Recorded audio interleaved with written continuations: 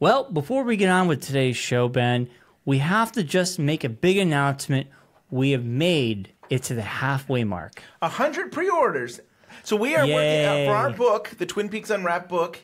Our goal is to hit 200 pre-orders, and if we hit those 200 pre-orders, we are going to have a special podcast that's going out to all the people that did the pre-orders, and it's going to have interviews some of the interviews we did for the book that have not been on the podcast, including Kyle McLaughlin. We got to interview him. We'll have a sample, a little taste of our interview with Kyle, just for the people that pre-ordered. So a big thank you to everybody who has and will pre-order the book. Pre-orders will be going into the new year. We appreciate you all. And Ben, where can people get the information? They can go to bluerosemag.com, and to all the listeners, you get, if you do the promo code Kyle, you will get $5 off. $5 off? Hey, that's a good one. That's a great deal. You get a couple coffees with that. So you just go to bluerosemag.com, put in that code, Kyle. Save yourself $5. Pre-order it for you or a loved one, or for you and a loved one, maybe two, you know. So go to bluerosemag.com today.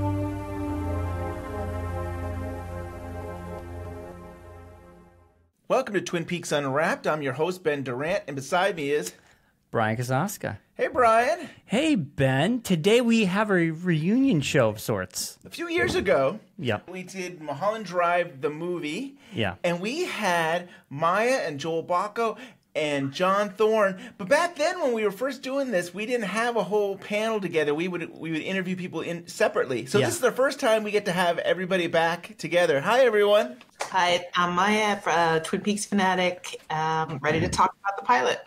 Oh, hey, I'm Joel from Lost in the Movies, and looking forward to kind of talking about the pilot and the and how it feels different and yet is so similar to the movie. Kind of fascinating. And this is John Thorne. I produced the Blue Rose magazine, and once upon a time I did a magazine called Wrapped in Plastic. And the reason we're doing this now is it's actually the 20th anniversary of the pilot that never aired. So I think it was. I was wondering about that. Okay. Yeah, the pilot would have, the show would have come out right now during the fall season of 1999? Yeah, it's 1999. Wow. It would have been airing right now if it had been picked up. If you go out there, you can find this online. One version of it, but yes, we have the hour-and-a-half version of it, but John Thorne knows all the history about all this. So, John, please tell everybody, before we get started, the history of this pilot. Okay, yeah. So David Lynch had proposed, I guess, I'm not sure the actual genesis of Mulholland Drive, other than you go way back. I guess the idea actually came from Lynch and Mark Frost, who had come up with a general thought of Audrey Horne leaving the Twin Peaks storyline and going to Hollywood, and maybe this show would be called Mulholland Drive. It never was developed anything further than that, as far as I know. But at some point, Lynch wanted to pursue this idea of a story taking place in Hollywood called Mulholland Drive. And I'm not exactly sure how it all came to be that he went to, or ABC Television or a production company went to ABC Television and said, we'd like to make this into a television series, which I say I don't know how all that came together, because it's so surprising to me that Lynch would ever want to return to network TV after what happened with Twin Peaks and on the air. Why he would ever even go back to ABC is surprising to me. But nevertheless, it did happen. ABC was interested in David Lynch writing and shooting a pilot for a series that was going to be called Mulholland Drive. And so David Lynch did do that. He wrote a script and he went out and he shot a feature-length movie. It ran, the final cut that Lynch was happy with ran 2 hours and 5 minutes long. And the people at ABC at the time were very, very nervous about it, very uncertain. Yeah. And ultimately, they were just too nervous to commit to it. And so initially they said, if you can shorten that down, that 2 hour and 5 minutes down to 88 minutes, we'll be a lot happier. We want it to move faster. We want to cut out some of this extraneous material we think is extraneous material. And Lynch really did not want to do that. And he fought somewhat against that. But ultimately, he did produce an 88-minute cut, which is the one that I think we're going to be talking about today. And even with that, and he took the notes that ABC gave him and tried to address their concerns. Even with that, they ultimately passed on Mulholland Drive. And so this project was there, basically filmed, with no way to be released. Obviously, we all know time passed. Lynch still had the rights to the work. He was able to add new material to what he had shot, and he released it as a feature film in the fall of 2001, and it went on to great acclaim.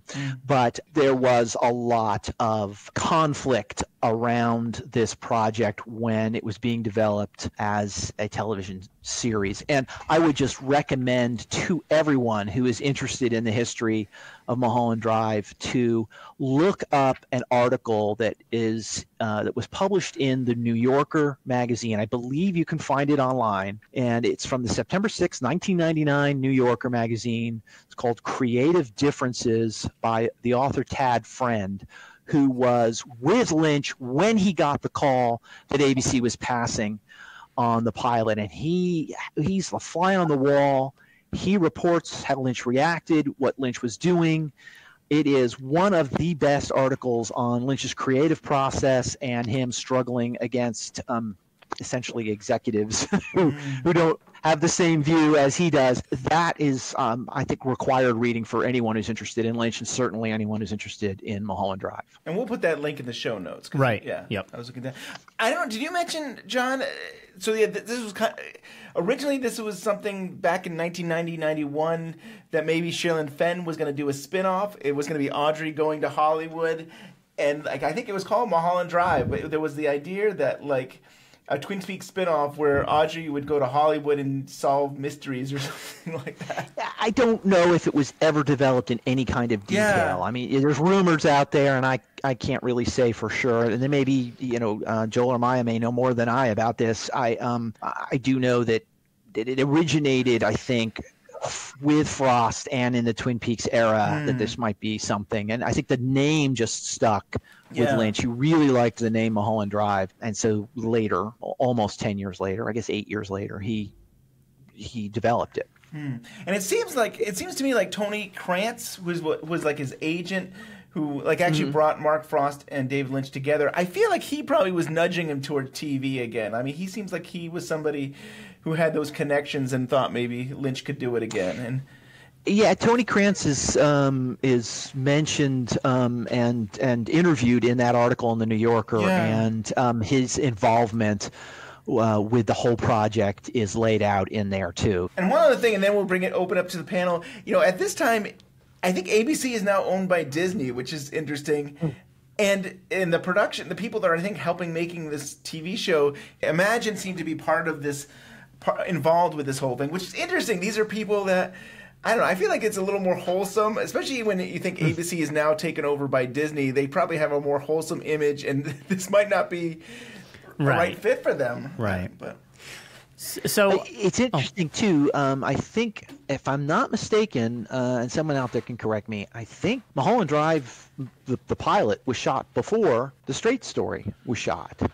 Yeah. And then that didn't work out, but Lynch had a relationship with Disney, and he obviously shot The Straight Story and released The Straight Story under the Disney, umbrella, and it got quite a bit of acclaim. $10 says you're Betty. Yes, I am, Mrs. Lenoir. It is Mrs. Lenoir, isn't it? Oh, and all my living glory, baby. Pleased to meet you. Oh, just call me Coco. Everybody else does. Wait there, and I'll go get the key. Okay, Coco. What were your first reactions watching this version, this 80-minute version of Mulholland Drive? It's kind of it's so weird because you feel like, all this was in the movie, but at the same Yeah. time, some of it wasn't. And then things are kind of remixed. It's like in different places. I really did like it. I was trying to find what was different. It's probably been a little while since I've seen a movie, but to me it seemed like only, like kind of how you said, just a few exaggerated scenes that seemed a little bit different, and then all the darker, saucier stuff sort of taken out. But I did enjoy it. I thought it kind of had a more wholesome feel to it. So I think that sort of maybe would have worked for Disney at the time if he had gone that way. Maybe the way it was ultimately shot with some of like the Silencio scene and some of the sexier stuff probably maybe wasn't ever going to be in the original show. But I'm glad we got a feature-length film. I think that was sort of brilliant. And I don't know if the pilot quite compares, but I certainly thought it was really good and very enjoyable. Yeah, this was my first time watching the actual pilot version. I'd read I think a blog post from like 10, 15 years ago where they actually wrote down every single difference. So I kind of had a sense of what the differences would be, like what was shot for the pilot but not in it, what was in the shot for the film, and what was, shot for the pilot and kept in it. And so the things that stuck out to me were, first of all, the aspect ratio. And I meant to check on this. And I think we talked about this actually last time we had a podcast on Mulholland Drive. Yes. And I think we came to a conclusion, but I can't remember what it was. But do we know, did they crop it for the theatrical version, or did they crop it? Did they shoot it? I guess, yeah, I should have made a comparison when I was watching it because I meant to. John, do you know, or Maya? Or... That's a great question. I don't know. I'd have to go back and look at that. I wouldn't be surprised if Lynch, when he shot it, was shooting it with widescreen in mind. But it wouldn't make sense. Why would he? Yeah. I don't know. I don't know the answer. It holds up pretty well, though, in the film. Like, it feels... Although I do feel like the stuff that he shot for the film does feel a little different. And then the other thing was just, and this could partly just be the dub, but I do feel like there's more there. I know the music was different in a few spots, but like the mix felt a little different, like a little plainer, like a little more TV. And again, that could just be it being condensed down to the terrible form we saw it in, that like David Lynch does not want us seeing it in. So I hope he never listens to this podcast. But it just like, it felt more TV to me. And it's funny because I had in my mind, like watching the movie, okay, this part's the pilot, this part's the film. And I felt like as I watched the movie, I kind of gotten to the point where I saw a lot of it almost as the pilot. Like, oh, I'm watching the pilot part now. But it really is different watching it this way. Like, you're like, oh, no, this feels like, for the most part, an unusual one, but a TV pilot, you know? Yeah. Yeah. And of course, the quality of the dub I know. helps that too. Like it kind of helps that it looks kind of run down, and you're like seeing it through this TV-ish VHS. It's kind of cool. Filter. Yeah, and it's funny that Lynch back in the day, Lynch hated TV quality, though. He always thought like the video quality was awful, and I'm sure he would hate it that people were watching this. Of a dub. Yeah. So Joel, just so you know, I remember I found this I think we talked about this when we talked about Mulholland Drive. The projection department got they got this card with the film, and it was regarding Mulholland Drive and how he wanted the volume raised 3 dB hotter than normal. Decibels, right? Yeah, and then he wanted he would also give the picture a small amount of headroom as shown below, and he has a little chart. And it was like 1:85 aspect ratio, and it says like, "Thank you very much, your friend David Lynch," and he signs it, which is so cool that he would send that out with the film to the projectionist. Right, but still not sure how he filmed it, and like was he filming it for TV 3x4? And I think I feel like the way I'm not super knowledgeable about cameras, but I feel like I remember having this conversation once about something where it was like, most things, particularly at that time, and it might be a little different now with digital. It is different now with digital, I think, but things would actually be shot because the normal film frame is kind of a square ratio. Yeah. So you would kind of shoot, and if it was going to be 1.85, you'd crop it. But if it's going to be 2.33, like if it's going to be really widescreen, you'd shoot it with an anamorphic lens. Yeah. And that would distort it, so you actually are getting more information, but kind of in the weeds, I guess. Right. Does anybody know? I feel like I read at some point that there was someone else, I think like a woman who was, I don't know if she even technically wrote, but she was like working on the concept with him at one point. But I never find information about that beyond what I feel like I read somewhere. I don't know anything about that. Like it wasn't just him initially, right? And then of course he gets the credit, and I think he ended up writing most of it. But somewhere I read something that he had like somebody Like who was ghostwriter. Weird. Yeah, I don't know. John, do you know anything about that? You know, that's a great question. I wondered about that today because I actually have a copy of one of the early scripts of Mulholland Drive, and it reads almost like a novel. You're right. I hope David Lynch isn't listening, because I don't even remember how I got this. But there is so much descriptive text in here. It's a very thick, wordy. I'm looking at it now. Long. Like I'll just read you one here. It says. They're talking about the blue table. The surface of this table is high gloss, ultra smooth material. A very modern phone sits on this table and begins to ring softly. A hand enters frame, a woman's hand. The skin is pale white, almost translucent. The fingers are long and seem slightly too large. At the ends of the fingers and the thumb are stretched, tapered, high-gloss red fingernails, which slightly curve downward. The forefinger of the hand presses a button on the phone. A small tone sounds, followed by a very modern-sounding coded signal. That's just one short paragraph. Wow. There's long paragraphs. It didn't even end up a normal in the script. finished film, I think, right? Yeah. Like that's in the TV pilot, but we don't get that shot in the film, ironically, because they just have the phone ringing and it's in Diane Selwyn's apartment. Yeah, I think they replaced the shot of the box and the fingernails. That was like one of the few shots that wasn't in the movie, but it was in the pilot. To get back to the idea, it's very possible that Lynch wrote this, without a doubt. I wonder if he did have someone else, though, who was helping him embellish it. Or I also wonder if Mary Sweeney was involved, because obviously she had just written the script for Straight Story, and they were she edited Mulholland Drive, and so they were working very closely together at the time. It's possible she was essentially a ghostwriter to some extent on this. Pure speculation out there. Pure from me. I don't know. Makes a lot of sense. Yeah. So there's an article from Vice.com, the story of Mulholland Drive as told by the people who made it, and I'll put that in the show links. But Laura Herring, she mentions that the whole concept of this pilot is the idea of this amnesia woman. I think we call her Diane. Not Diane. No, Rita. I'm sorry, Rita in the movie. But I think the idea was going to be that it was going to be an arc throughout the whole season, maybe going into another season of who was this mystery woman and stuff like that. Right. So it's you have a who killed Laura Palmer, and now this is who is Rita. Who is Rita? Yeah, but I mean, I think that was the idea of the plot was we were going to find out over many episodes. I'm going to study those lines until I know them inside out. Yep, either right here on this fabulous leather couch, or I'll take him with a coffee into the courtyard like a regular movie star.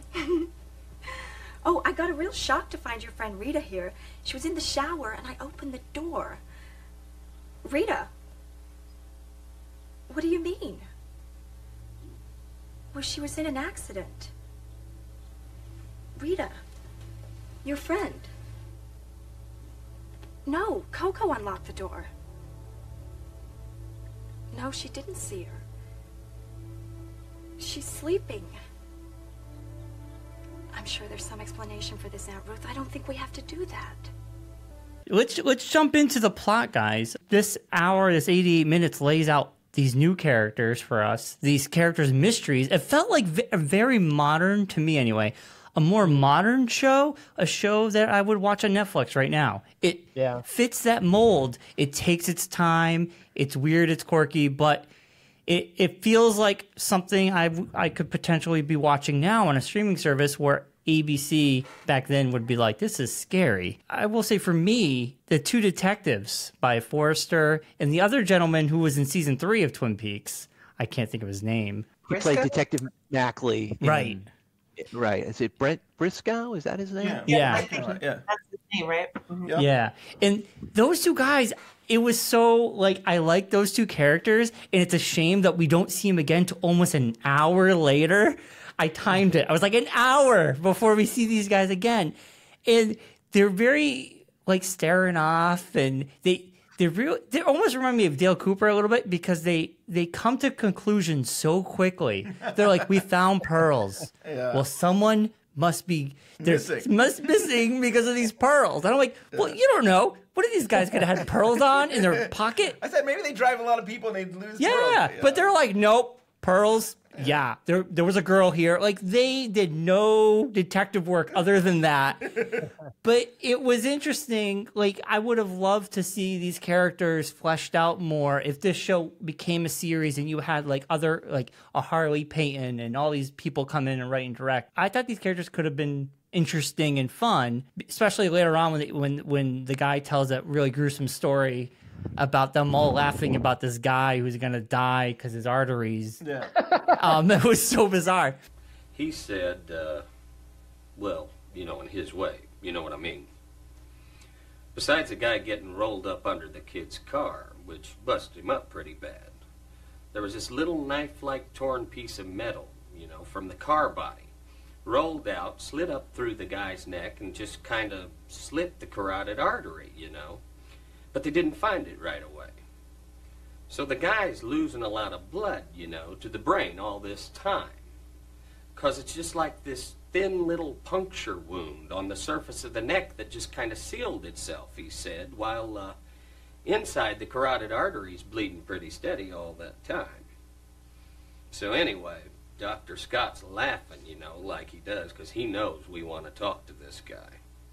He's laughing, you know, and shaking, and some of bitch can't stop laughing, and it's kind of contagious, because pretty soon we're all laughing. I mean, the nurse is laughing. You know how he is. Find out who they are? No, not yet. Fingerprints don't match up anywhere. So for you guys, character wise, in this 88-minute pilot, I mean, who would you like to see? Like, what would you guys gravitate towards? And if this would kind of continue beyond this, I guess, Joel, we'll start with you on this one. Watching it this way, it definitely made me curious about the Adam Kesher character in kind of a different way. Like, yes. How is he going to deal with, okay, so he's made his compromise, and in the film, that's like his arc. He makes the compromise, and that's kind of the end. He sees Naomi Watts, and maybe it's what could have been. But here it's like the beginning of something. Right. Like, how does he keep struggling against that, or doesn't he, or whatever, you know? And of course, the whole cabal behind this whole thing, Angelo Badalamenti and Dan Hedaya and Michael J. Anderson in the chair. And that would have been such a fascinating aspect to dig into. Yeah. I'm not usually, like, you know, it's fun to imagine alternatives. I'm not usually one to say, oh, I love the movie, but I wish we could have gotten the TV show. Like, I kind of consider it a good sacrifice in a way that, like, we got the movie out of it. But I think watching it this way really does hit home how much potential there is there for just this long, winding series through this strange world. Totally agree. Yeah, I agree with Joel. I felt like there was a lot of things that were interesting. Like, it could have gone in all different directions. One thing that stood out to me was, I think the actor's name is Scott Coffey. Yeah. And I was like, what is that scene? there was nothing. But I thought, wow, that would have been so interesting to find out what that was all about. But I found myself mostly interested in, like, what was Camilla Rhodes' connection to these mafia guys, and how that would have played out. You know, they were so intent on putting her in the film, and would it have gone differently than how it is in the movie? I kept kind of wondering if, looking for understanding to how it ultimately ends up in the movie, and thinking, well, if it is all a dream, suggesting that is what it is, maybe that's why, you know, the detectives were kind of having that odd conversation, or strange things just didn't quite add up. But I don't know. Overall, I I think it was still felt very similar to the film in a lot of ways to me. Yeah. Interesting. We'll dive into that. I should say up front that I didn't watch the whole 88-minute version. I have seen the 2-hour and 5-minute version, and I must say now I've got 3 versions in my head, and they get confused. So I was surprised. I skimmed through the 88-minute version. I didn't watch it all.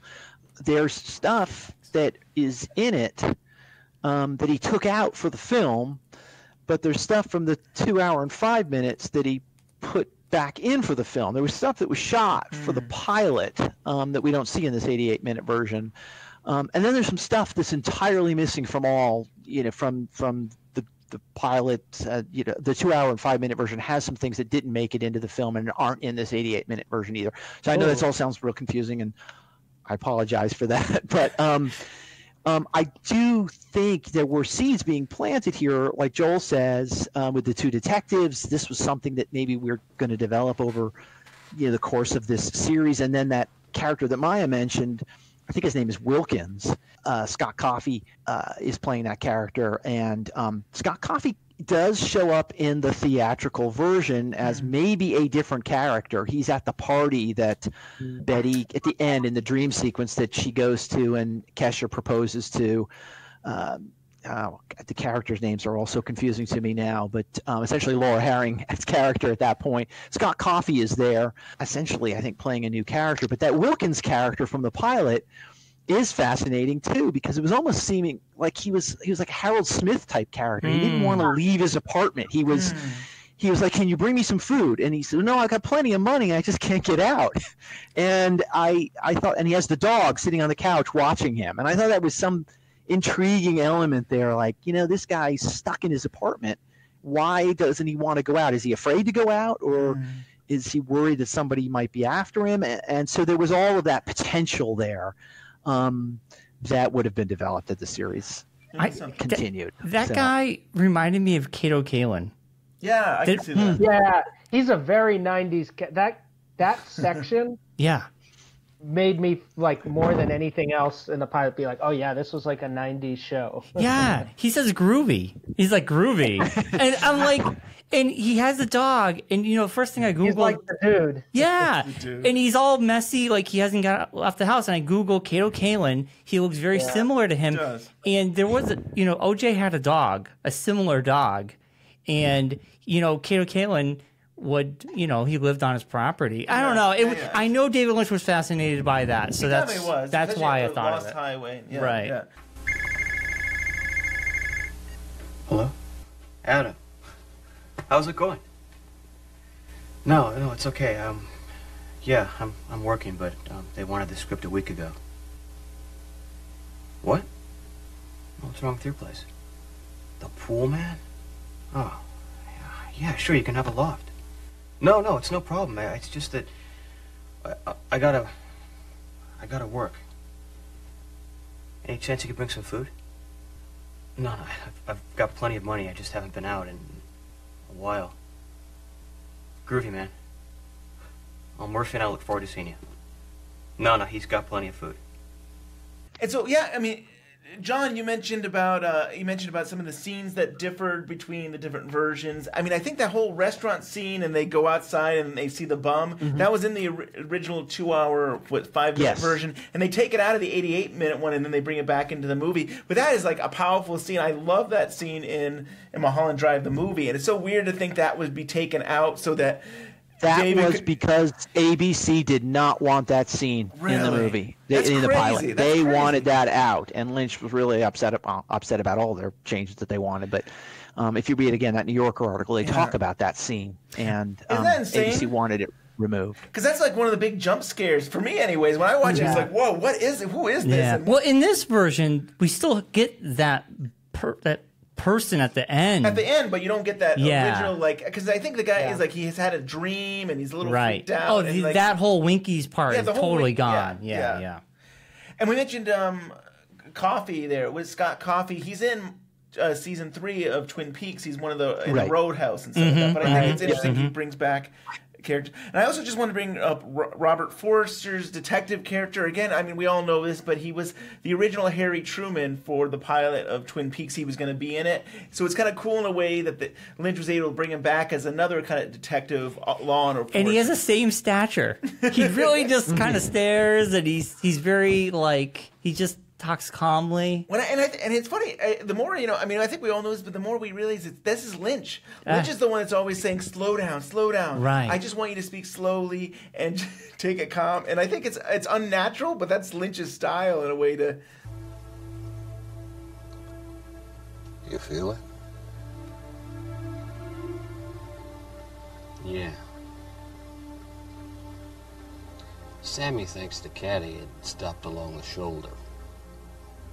Man up the road said he saw 2 cars drag racing. Then you got that blind corner. 2 men, 2 guns in the caddy. The boys found this on the floor in back of the caddy. Yeah, you showed me. Could be unrelated. Could be. Any of those dead kids wearing pearl earrings? No. Could be someone's missing, maybe. That's what I'm thinking. Watching this, I still find it comical, and I don't know about the other pilot, John. The character Joe, the bumbling hitman guy, which, I mean, I have to imagine if this was, we got a series, his character would have some sort of arc. I kind of felt like all these characters, if this was like 22 episodes or whatever, they were all going to meet at some point. They were all going to cross paths, and something bad was going to happen. But Joe, he is like, I don't know, it's kind of like, at first it's comedy relief. I mean, he kills a guy, he shoots the wall, he shoots the woman, and she's like, Something really bad. and then, it's comical to watch him try to, like, strangle her, but then it gets a little dark, because you're, like, watching him just beat up this woman, and then that guy, the vacuum cleaner guy's just staring, and he's like, help me, she's hurt. Pure Lynch. Yeah. And the fire alarm goes off, and he's like, God damn it. He's just trying to get out of there, and he can't catch a break. We see him one more time, and he's with the guy and the girl, and he's basically, you get the point that he's looking for the Rita character, because he's asking the girl, is there any girls on the street now? Any new girls? Brunette. And I don't think we see him again after that. I think that's about it. Mistaken here, because I can't remember all the versions, but isn't that character show up again in essentially in the theatrical version, right? He's the one who meets Naomi Watts at the diner. Yeah. And Right. says, he's the one who's going to, perform the hit. Yes. He says, Yes. once you do this, there's no going back. Right. Yeah. Okay. He seems like he's in it earlier in the movie, and he's talking to the girl, and you kind of wonder if it's one and the same person. Like, like in Mulholland Drive, They're dressed the same. they're and dressed the everything. same. Yeah. And were they always the same person? That's a whole other thing. Yeah, it's a whole other thing. But in this, he just disappears. And I love the actor. I mean, the actor was In Lost. Yeah. He's the big god figure. A lot of these actors were in Lost, and the actor who got cut out, Patrick Fischler, he was in Lost too. That's right. Yeah.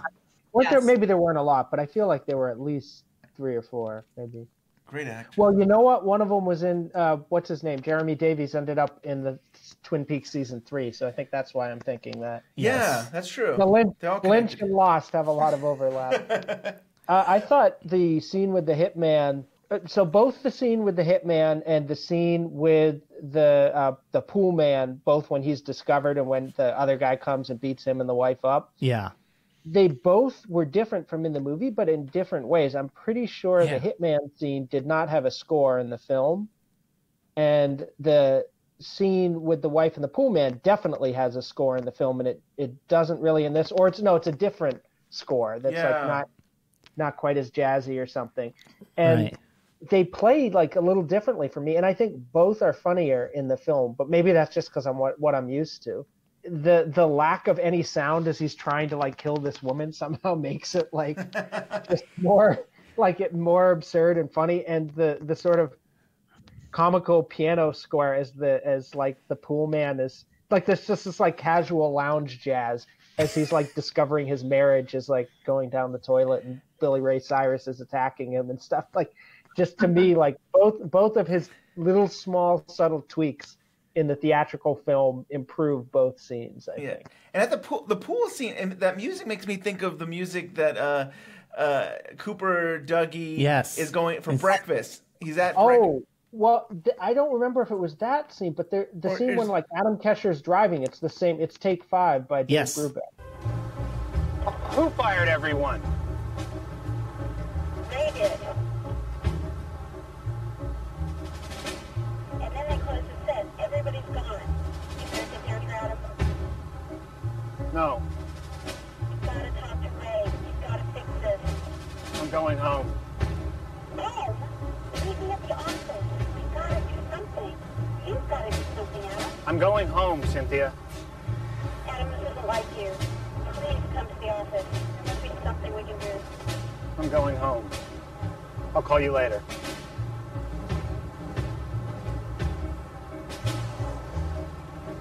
He finally used it like 20 years later. Didn't make it into Mulholland Drive, but he's like, man, I got to get that in. Yes. I got to get that into my work somehow. And so, John, you actually got to interview a lot of these actors from Mulholland Drive. Do you have like some stories to share with us with the cast? Yeah, we were very lucky. At the time, we interviewed Naomi Watts. We interviewed Lorraine Herring. We interviewed Justin Theroux, and then some of the smaller players, Richard Green, who played the magician, and a couple others. And I think I may have said this before, but Naomi Watts was probably my favorite interview of all time. Nice. She was she's just so smart for one thing. She was really, really interested in the film, in the story and what it meant. I mean, she was the main performer in it. She had worked closely with Lynch, but she wanted to talk about its meaning and theories about it.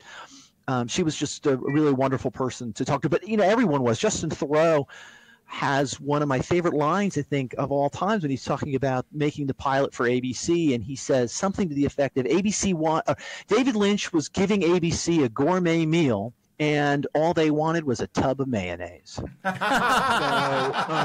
just a fantastic line. And Laura Herring is, again, just a great person. I had a chance to meet her at Twin Peaks Festival a couple of years ago.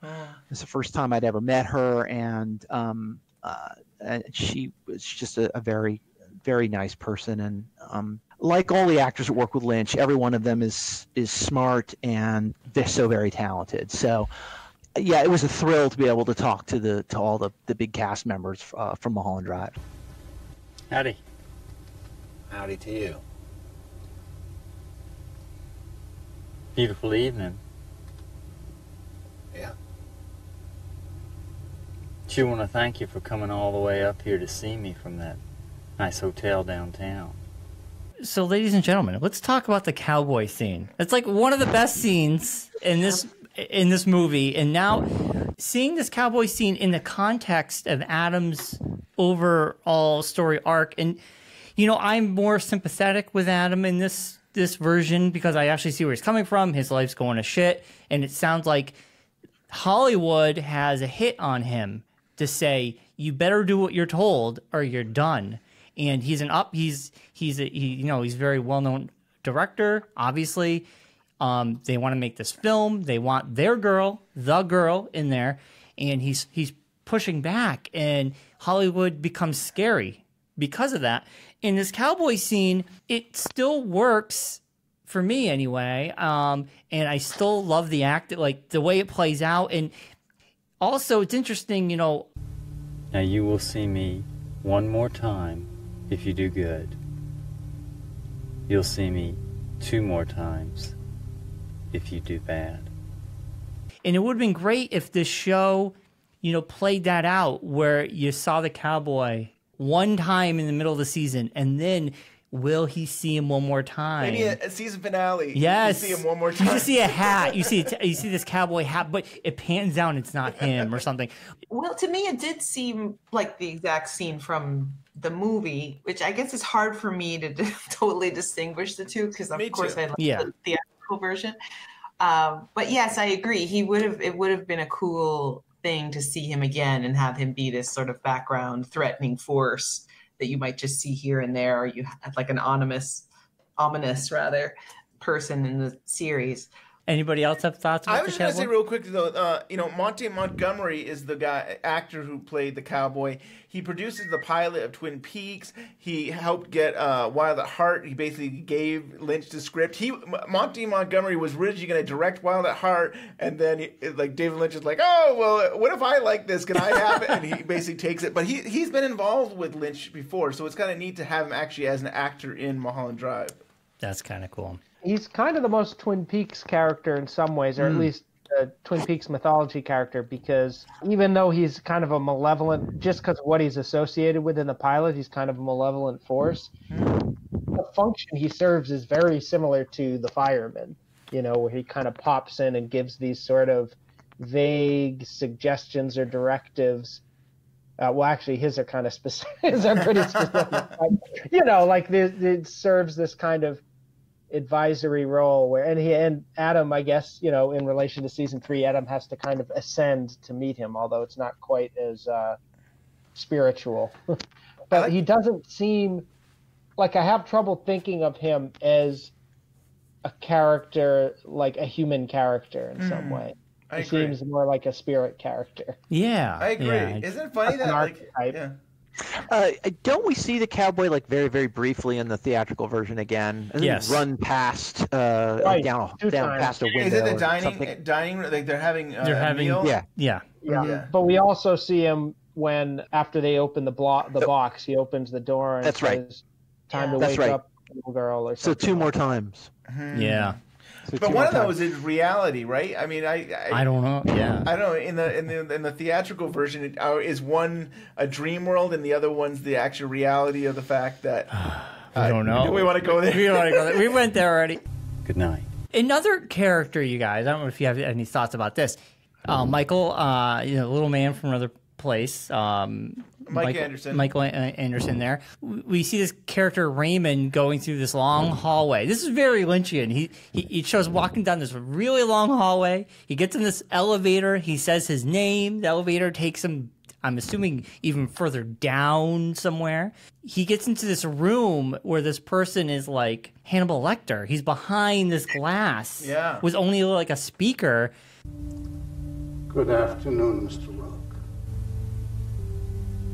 Do you want him replaced? I know they said.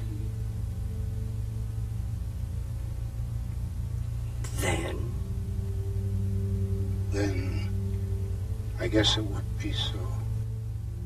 All right, but that means we should. Yes. Shut everything down. Is that something that...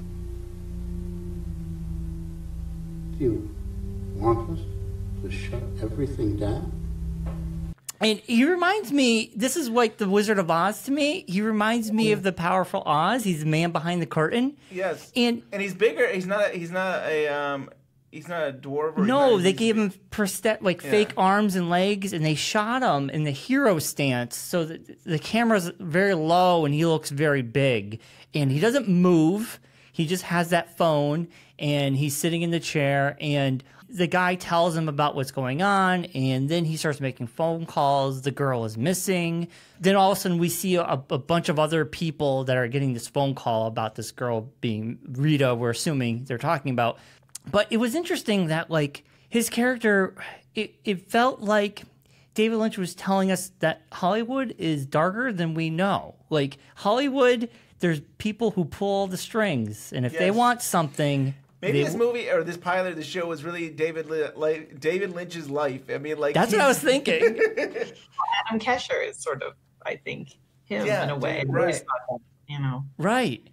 His Hollywood experience. So it makes him kind of a smart-ass Tarantino type, which I feel like he was always taking shots at Tarantino in this period, like Lost Highway too, I think. Kind of feels like he's like, because Tarantino, I don't know if it's coincidence or not, but the fact that Tarantino had that memorable quote about Fire Walk with Me, and then several of Lynch's next films are like, hey, look at this like hipster LA guy, let's like kill him.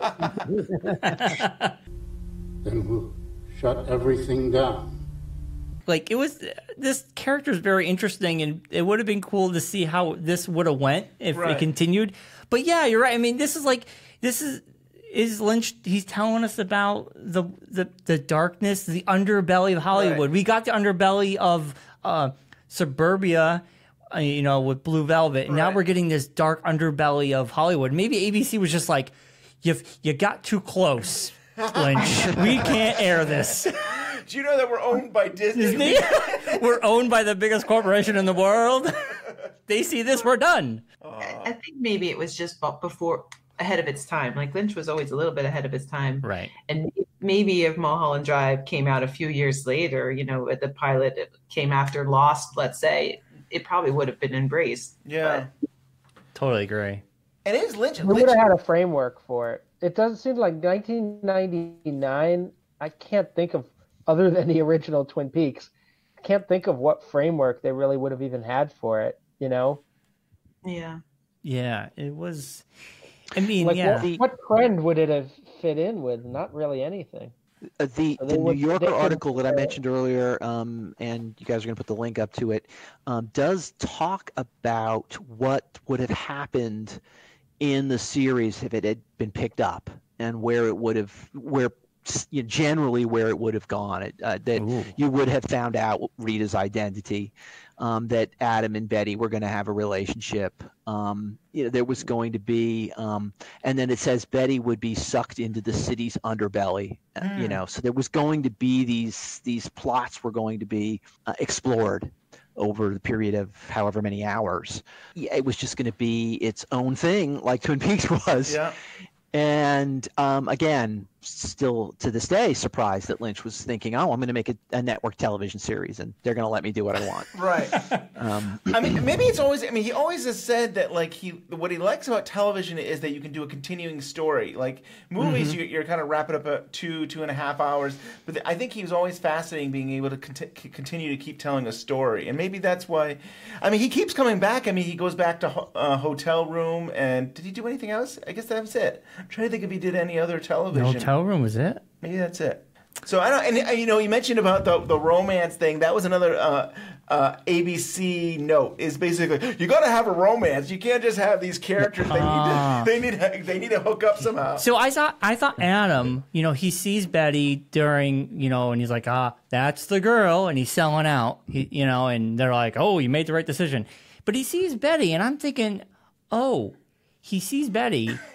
And he's like, no, that's the girl. And I thought, for me, that's the movie, even though, right? Yeah, it would have continued that he would have fight to get Betty somehow to be the lead and not the girl. And then Hollywood would push back against him, and it would move the pieces of the all these other characters to continue harassing him, and maybe they would go on, like John, you said, getting sucked into the underground.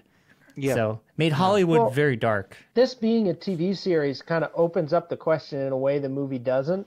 Why Camilla Rhodes? Like in the movie, it's just a perfect symbol of like Hollywood overriding everything. But if this had kept going, would they have offered some kind of, because looking at it this way, it does kind of evoke this whole kind of mythology that you can see. It goes back to kind of like William Randolph Hearst.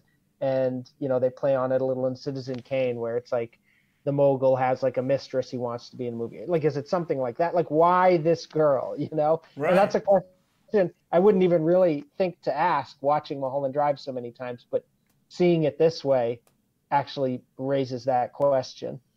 Totally. Yeah. Why this girl, right? Is she a spy? Yeah. Is she, what's so special about her? The interesting thing is that if this was a television show and it continued, it wouldn't even have to be the same movie. Maybe he got Diane a small bit part in the movie he currently was doing, and then maybe she becomes more popular than the this Camilla, yeah. right? And then you're able to do another movie, and he can do the movie the way he wants. But like with a continuing story, I mean, if you really do have 22, I mean, it's crazy now in the where we live to think that you actually did TV shows for 20 episodes or something like that. Because now we do these short seasons, but it's kind of crazy. Like you have to fill a storyline. Like what would Lynch have done for? I mean, it was hard with Twin Peaks season 2 to keep filling up stuff. Like would you really be able to keep up with the pace and tell the story he wanted? Would Lynch have been directing more episodes? Would he? I mean, that's a lot of right. Now was Buddy Farrow 98 or 99? Because it would have been kind of funny to have before this. Lynch for sure. And Frost doing their like LA TV shows, their kind of retro LA TV shows at the same time. Hello? The girl is still missing. It's hard to imagine that's really the perfect question that you guys brought up about this as a series. It's hard to imagine Lynch wanting to hand this off to some other directors to continue the storyline. That was essentially has been his biggest complaint really about Twin Peaks, right? Is that other people got involved and so you really don't have the control over it anymore. Well, let's step through how it probably would have gone. The pilot gets picked up and they're like, okay, now we want you to make 8 more episodes or 10 more episodes. And we'll decide in the middle of the season, at some point whether or not, we're going to continue. And then of course they have to churn out, new scripts and new production for that back half of the season. So we would get new episodes come on in February or whatever of 2000. The demands of television production at that time, network television production at that time, it would have been impossible for Lynch to have gone in and shot every single one or written every single one. And so I don't even know if he was thinking that far ahead. I mean, I just, it's really hard for me to understand where he was coming from. Would he have been willing to give it to other people? Like, okay, I'll handpick these directors and they'll go with it. Even then, it would drift from his vision. And writers. That's the crazy And writers, exactly. Yes, without a doubt. That's even crazier than the directors in a way. Yeah, exactly. So how would that have? I can't wrap my head around at all. I think Lynch might have been just so caught up in making this pilot that he didn't think necessarily about all of the urgency and mechanism of Hollywood TV production that was going to hit him. Yeah.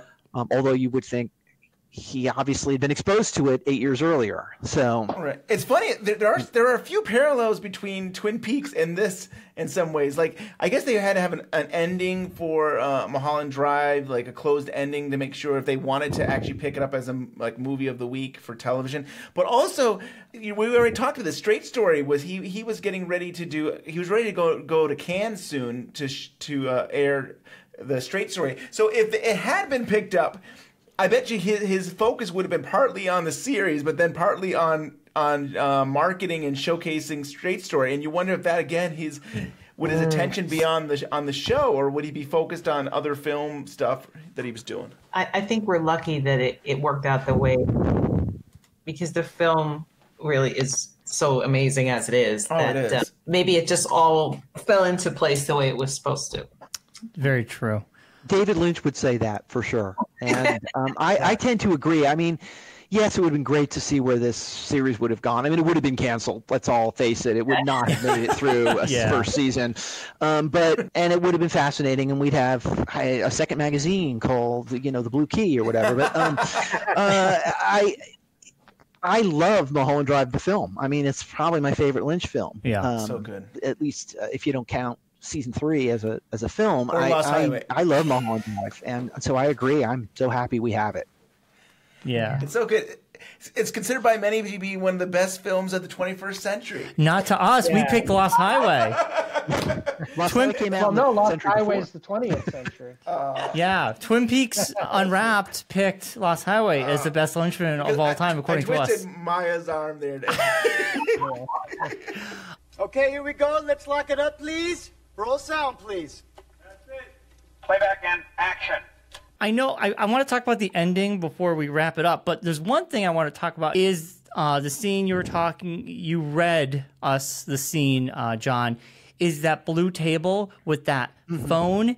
It reminded me of season 3 when all of a sudden you're getting all these weird devices getting messages about Dougie and Mr. C, and that one box turns into a little circle and disappears. Oh, yeah, right. And that scene reminded me that, like, all of a sudden this girl's missing and all these phone calls are made. And it reminded me very much of this underworld looking for someone. It kind of reminiscent of that. And that scene particularly with that weird phone and that hand, it was very much reminded me of season 3 and those scenes.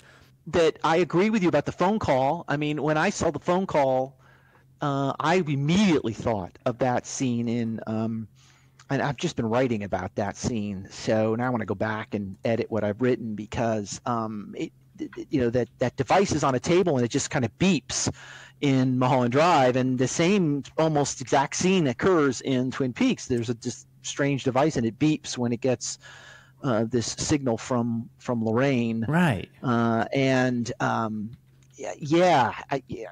it means I don't know, but there's a parallel there. It's really interesting. Should be around here. 2590. That's it. Up there. Does it look familiar? All right, let's talk about the ending. How'd you guys like the ending of this pilot? We'll start off with you, Maya. Thoughts about the ending? You could talk about the ending of the movie compared to this, or just where do you see this going? The witch or the bum? The bum. I thought that was actually a little more. It was sad, actually, in the pilot version. She was sort of just looking off, and it wasn't as scary as that character is in the film. So I thought there was a little more of a sadness to it. I definitely would not have, if I didn't know how the movie goes, I would not necessarily be thinking, the connections here. But because I do know the movie so well, I just feel like, okay, it seemed like I kind of know where this would go, or I think I know where this would go. But I don't know. I don't know exactly what to say. It didn't seem to me that different than the film. Right, yeah. I mean, like, she's like, I know what you have to do, and she cuts her hair, and, like, I saw, like, Diane being dead is a clue of who she could be, and possibly that person was killed on purpose, and they're going after her. Now that was like, oh my God, I don't know who I am, but something bad's going to happen to me if I don't change my appearance. So I thought that was kind of interesting. And then, yeah, the bum scene was a little bit more dramatic, like not scary, but just kind of, sad. It's just like another mystery on a mystery on a mystery, Right. Even the blue key, getting that key, and we don't have a box in this version at all. And you're like, she has cash and a key, and it's just like you're watching this like J.J. Abrams movie where it's just like the mystery boxes galore in this. Yeah. Yes, I think about Lost, and I think about there's the hatch, and like what's inside the hatch, and it's like all that stuff in one episode. Right. Yeah. I mean, that would give you a whole season to basically figure out what does this key go to and stuff. And right. Maybe it's all that. Maybe that key is the answer to why the conspiracy is after her. That she has something on them, dirt on them, and if she got access to it, that it would take them down or something. I like that. Joel, what were your thoughts about the last 10 minutes? Like without the context of the movie? The context of this. Just as being an ongoing series. Yeah. I mean, it makes total sense. Perfect cliffhanger to end on. Yeah, I mean, that's if that is Diane, and I mean, was she just killed and like decomposing after a while? Yeah, there for a few days. It's a hell of a I mean, like that's a hell of a way to end up, I guess. I don't know. I can't even. And John was saying earlier, like he wonders how long it was planned out. And I know they had those anecdotes in the New Yorker, but it feels like this would have been figured out somewhat as he made it. Yes, like for sure. I feel like he didn't know himself. He pretty much says that in the New Yorker. He pretty much he says it to the reporter, basically. He says one thing to ABC. ABC is like, I know everything. And then he tells the New Yorker, I don't know anything. It's like the writers of Lost. We know where we're going with this. Well, it's like Twin Peaks. They come up with this striking premise and these images, but they only decide what they mean later. And I mean, that's what's so interesting about Mulholland Drive, the film, is that he takes all these loose ends and he finds this just absolutely fascinating way to tie them together that makes it feel like, oh, this is what was always planned. Yeah. You know, like, of course, blue box and the blue key was actually, you know, that there was a literal blue key that she was handed that she was going to, like, it just works so perfectly. But, and I think, yeah, he says like, oh, well, that was always the plan. I just didn't know it, or something like that, you know. That's why it came to me. But yeah, I mean, to try and spin it out into something else. That's the other thing, is whatever the outcome of the series would have been, I think the virtue would have been traveling along with it week to week and having that fun experience of where's this going to go and so forth. But it's hard for me to imagine it coming to a more compelling or rich conclusion than it does in the movie. You know? Yeah. And I don't know if that movie ending would work as well after many seasons either. You're right. I don't know. I don't know. Maybe it would. Maybe it would click. But it's particularly powerful just kind of cutting it off after starting all these threads, and then it does feel like waking up from a dream, and you're like, oh, but I wanted to finish the dream, but but you never can. You never will. Very true. John, your thoughts on the last 10 minutes? Yeah, Lynch it's interesting because ABC did not want that bum shot to be the last shot, the face, you know, there. They didn't want it that way. And he went and he took, I think, just about every note they gave him to cut it down to that 88 minutes, except that one. He was going to have that last shot be that you know, very frightening face, even though it would make zero sense to anyone because he took out the scene earlier where they see the bum behind the dumpster. So I really think that, and I'm talking about the very, very end here of the 88 minutes. I think that Lynch was going to take the stuff he cut from the 2 hours and 5 minutes and just put it in to later episodes. That scene at the diner was going to show up again, and we were good. That's where so that was going to be the second appearance of the bum instead of the first. Yes. And so it was just going to be that kind of mystery, and he was fine with that. It didn't matter to him if he wanted that character to be in there. And so he made sure. That may have been what killed it. Ultimately, they might have said, well, you know, we told him not to put that in there, and he put it in there, so we're not going to do it. But, I mean, obviously, you know, the whole sequence of them finding the body and all of that was, you know, to build up to essentially a cliffhanger. It's like, okay, something real serious is surrounding these two women, and now let's find out how it all plays out. I think Lynch's instincts for telling a story are certainly really strong. He knew how to end a pilot to make it so that you want to tune in again next week, even though he's not really a TV guy. Yeah. Great point. Yeah. You're right. In that article, that New Yorker article, he wanted to take that footage that he couldn't use and reuse it. But you're right. What a great way to end it with the bum, and then you get to discover more about the bum, that those people run into her, and then maybe she becomes a bigger part over the season. Yeah, but there's a Miss Mulholland Drive contest at the end of the season. The bum's in it.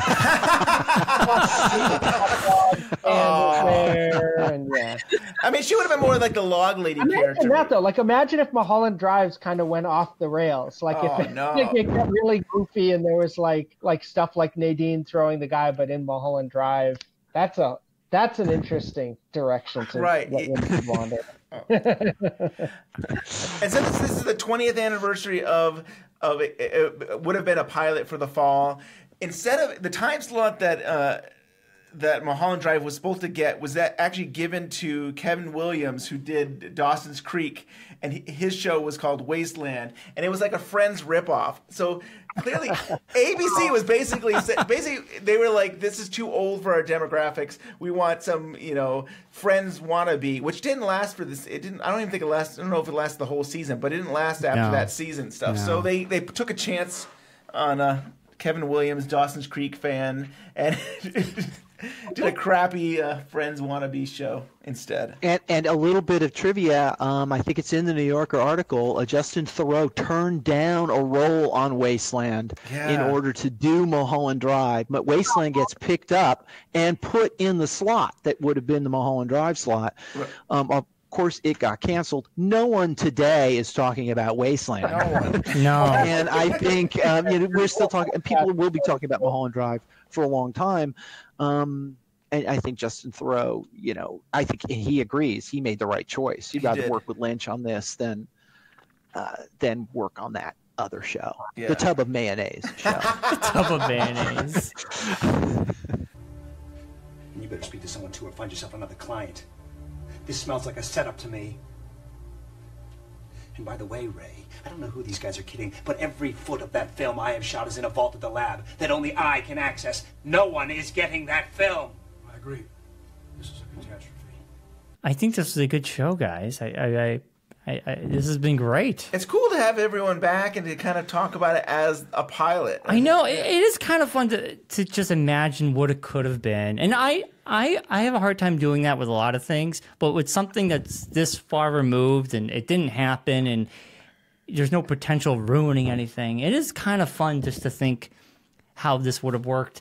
I think this pilot works as a modern day television show. I think it's something that matches today's television. I agree. So I think Mai said this, but he was ahead of his time with this pilot. I guess is it still cable though? I mean, I guess I still feel like streaming services and cable have this level of quality. Network television has to compete, so now the quality true. has gotten better. Definitely, I because agree. it is such a Lynch slow pace. Yeah, that like I understand where ABC was like, it's been. What were we talking beforehand? It was like 10 minutes in. Oh, I told Ben, I said that, by the time we got 10 minutes in, we just see dog poop. I was like, it's 10 minutes, not much has happened, but they show a shot of dog poop. Yes. I'm like, wow, ABC's going to be like, nah, I don't know. I don't know about this. Wilkins,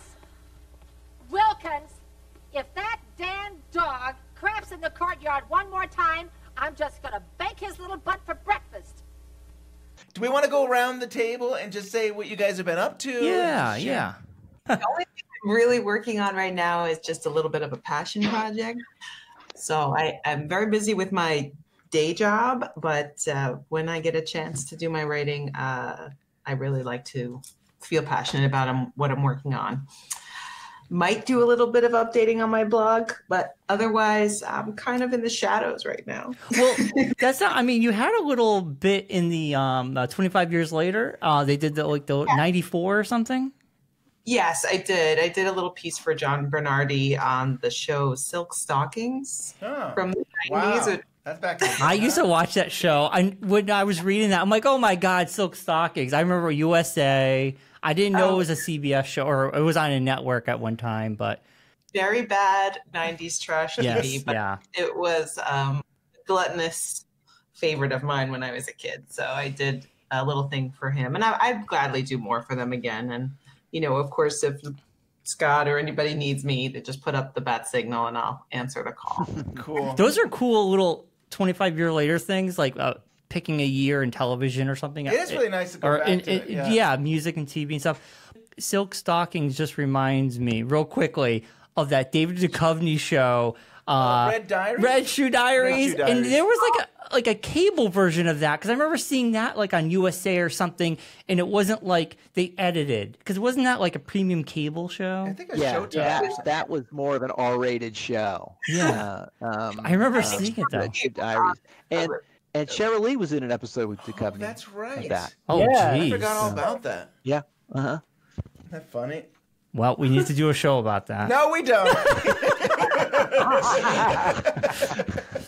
We'll get David Duchovny on. All right, well, we get David Duchovny then maybe.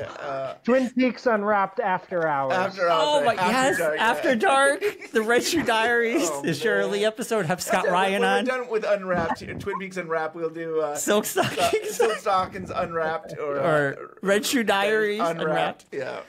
Well, somebody should do a show. Somebody should do a fictional podcast where they just go episode by episode through the Mulholland Drive show that never happened. Oh man! And just like make up each episode. Like, oh yeah, well, I didn't expect Mr. Welch to start walking in this episode. But That would get crazy. Then people would actually think there was a real show out there. Like They're looking for. I can't find it. Yeah, it's not streaming. And Joel, you seem like you're extremely busy. I'm always happy to get you on the show, but like I feel like you are so busy with your website, and I feel like you're working on Journey to Twin Peaks season 3, and you're probably I'm getting there. I'm closer than I've been before.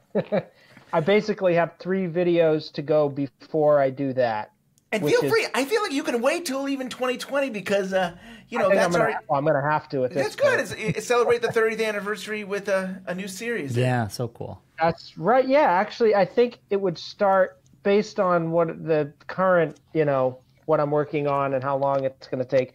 I think it would start probably around the 30th anniversary. That'd be cool. And maybe I could even schedule it for that. And would I have to be a Patreon member to get early access to it?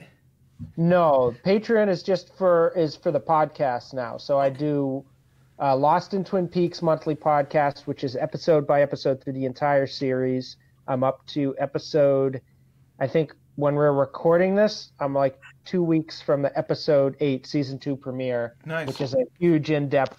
I think I had to split that into 2 episodes because it was like too long. It's like over 3 hours. So I had to split it over 2 because I go through everything. I go through what was on TV at the time. I go like through plot, subplot by subplot, what people wrote about it at the time and later. It's just like every single episode, I kind of apply the same prism to that episode and look at it through all these different lenses. And then I also have a main podcast where I do some sort of Twin Peaks thoughts. I do a new thing called Twin Peaks Cinema where I look at a movie.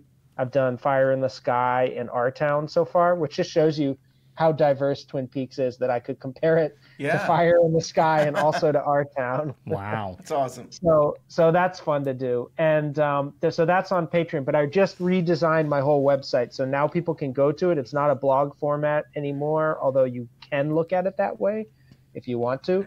But like it highlights the categories first. So you click on Twin Peaks, and I'm posting these pages on Twitter all the time too to just kind of, hey, look, here's one way to explore. You can look at like season 3 episodes and how I've covered them in different formats, or you can just look at all my video essays in one place, or here's all the podcasts. So you go to the main page and it's just like Twin Peaks podcast, video essays, TV viewing diaries, so you click on those and you can, it's just hundreds and hundreds of pieces because it's all my stuff from 11 years all organized, and that took all summer pretty much. Well, the site looks great. I mean, you did a great job with it. It was fun but intense. many countless hours. But now that that's done, I set out a path to the Journey Through Twin Peaks video series follow-up on season 3, and that the last steps in that path before I can actually start working on the videos themselves are just, I wanted to sort of wrap up 3 other video essay projects I was working on, and those are pretty quick. So there's those I'm working on now, and I'm within a month at the most I should be done with those. So cool. But it feels I'll right. be working on Journey Through Twin Peaks by the end of October for sure. Nice. I just finished an essay for the next issue of Blue Rose, which is coming out in November sometime. I think Scott's put the cover up online, and he's calling it the black and white issue. Yes, I love it. Yeah. And I should tell Joel. I should tell Joel right now. I gave you a special thanks in my essay, Joel, because I wrote about Judy. We had a long conversation about Judy once, you and I. Yes. And we had several long conversations. We did, and I took a stab at one of our thoughts about Judy and wrote a couple of pages on that. Anyway, so I wrote the essay on Judy. I'm very happy with it. I think it turned out pretty well. I was pleased with it. Blue Rose is coming out, like I said, in November. We have an essay in there by Brad Dukes in which he takes a fairly critical approach to season 3. So maybe that will rile up some people. Oh boy! And then we have a couple of other essays in there that are really good. It's a strong issue, and so yeah, that's what. And then I've been working on some other stuff too, but we'll see where that goes. Awesome. Well, thank you guys. And if anybody has a comment, question, or theory, please give us an email at twinpeaksunwrapped@gmail.com. Follow us on the old Twitter, like us on the old Facebook, and subscribe. Give us a 4-star review on iTunes. We're on Google Play and Spotify and Stitcher. And the end of this week, October 11th, Ben and myself, we're going to be at the Shock Jock in Massachusetts. I'm going to finally meet Ray Wise and Cheryl Lee. Ben's already met them. And Joel Bacco, I'm hoping we'll meet you in person if you go to this event. Yeah, I'm definitely planning to meet you guys there. That sounds like so much fun. On social media, there will be photos of the three of us meeting for the first time. First time. It's been 4 years in the making here. I know. This is very exciting stuff, people. We're very excited. Get myself ready for my close-up. So if anybody listens is going to be in that area going there, if you see us, say hi. Worcester, Mass? Yeah, Worcester, Mass. At Shock Jock. $20 a ticket, so it's super cheap. Not bad. It's very cheap. Nice. Yeah. Yeah, well, they know how much they're going to charge for an autograph. Right. So they're preparing us. You'll spend hundreds of dollars just to get an autograph and a picture. But yeah. With that being said, we'll see you guys in 2 weeks.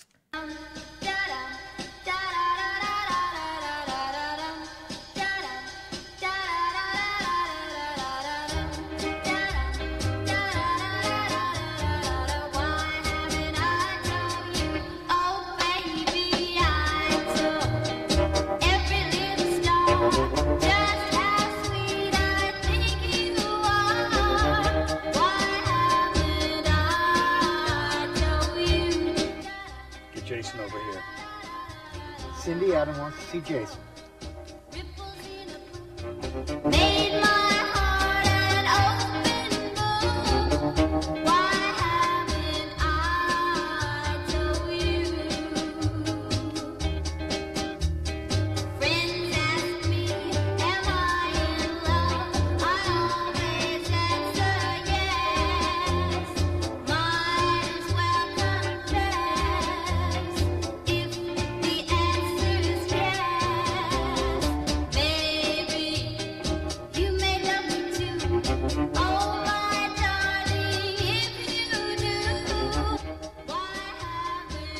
Tell me something, Adam?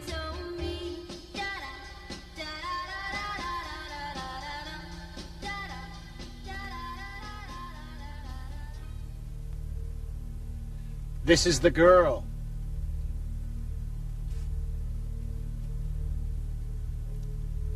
Excellent choice, Adam.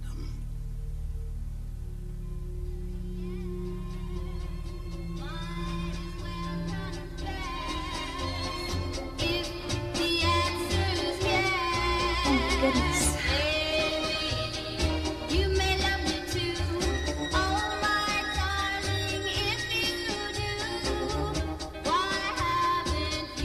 I have to be somewhere. I promised friends. I'm sorry. I must go.